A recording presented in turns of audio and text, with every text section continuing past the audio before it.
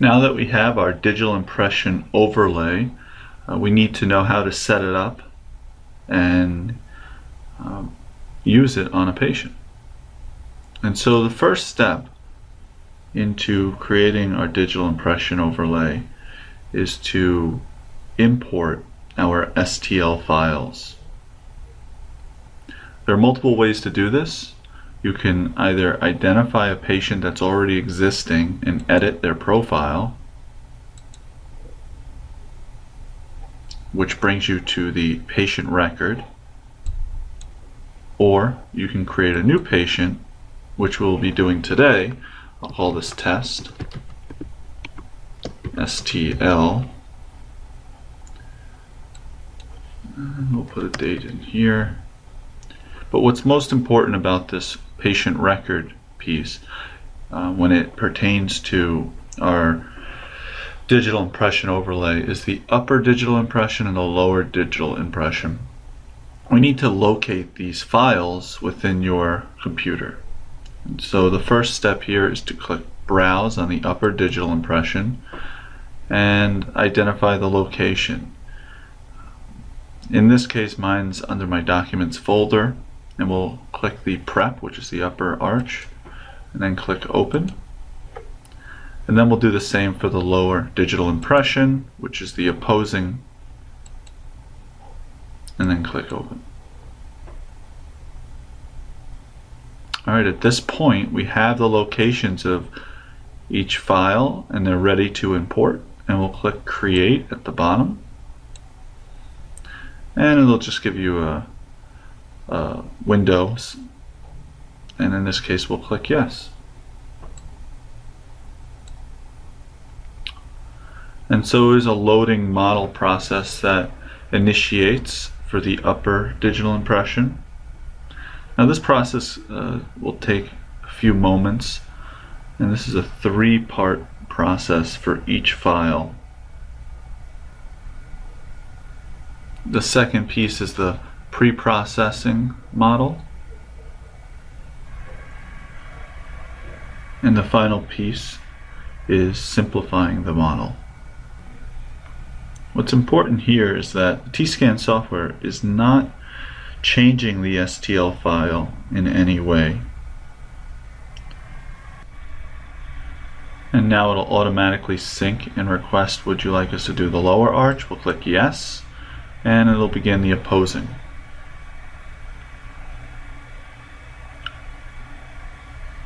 Once the process of importing is complete, it'll bring you back to your patient list.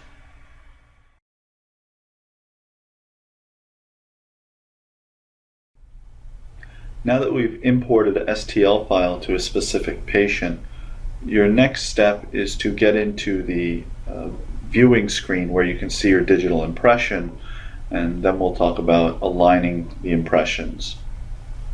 But to do this, there's 2 options. If you've imported it into a patient profile, you can go identify that patient and then create a new scan. In this case, for this example, I've already have a scan recorded, as you can see here, labeled in scan number 1. So whether you're creating a new scan or going to open an existing one, the next step is to have a scan that you can attach to your digital impression. So I'm going to go ahead and click on scan 1 and then click Open. As this loads, it'll come into your normal screen, which would be your 2D and 3D arch models, and graph if you've left it on. And this could be in multiple different views. So if we look at the top here, there's your display of the upper, lower, and both arches. If I click the drop down, there's 3 options. So don't be surprised if you come into this screen and it looks just like you're seeing now, just the lower arch or both arches. So there is no absolute, it's really user preference. From here, what we want to do is be able to see the digital impression on the screen. And this is done by clicking the digital impression icon. And go ahead and do this, and that'll bring you into a 2D, 3D view with a misaligned digital impression.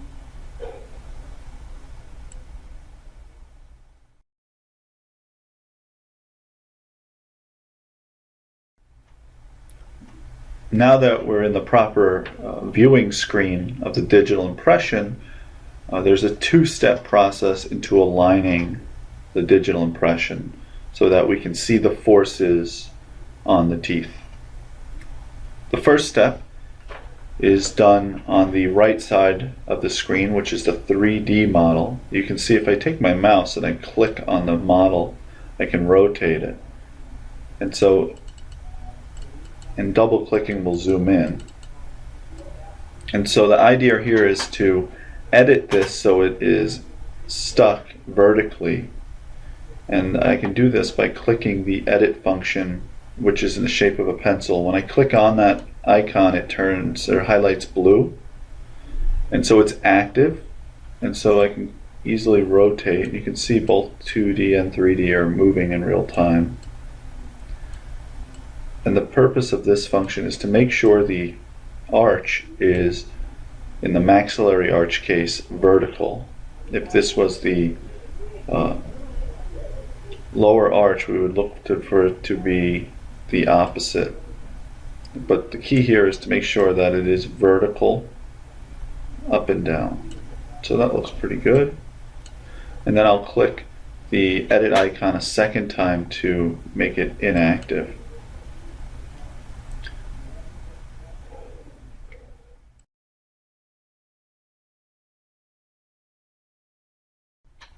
Now that we've aligned a 3D model, the second piece for proper alignment is to align the 2D model. Similar steps when adjusting the 3D model. You want to click the edit feature and it'll turn blue. Now it's active, and when I click and drag the 2D arch, you can see the actual arch moves behind the software arch, and this moves on an XY axis. And so the idea here is to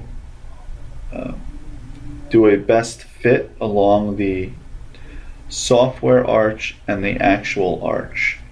And so a good starting point would be to place the midline through the two centrals, and you can kind of see that it lines up fairly well and that most contacts are within the tooth structure presented. Another way to kind of see this more clearly would be to go to the view feature and click max bite force, which will overlay all the forces on the teeth. And now you can see that in the edit mode we can move this back and forth, but really kind of line up the forces that are on those teeth. And as you click and drag and release the clicker, it will adjust appropriately. So once you're comfortable with the locations, you can go ahead and deactivate the edit feature by clicking on it a second time.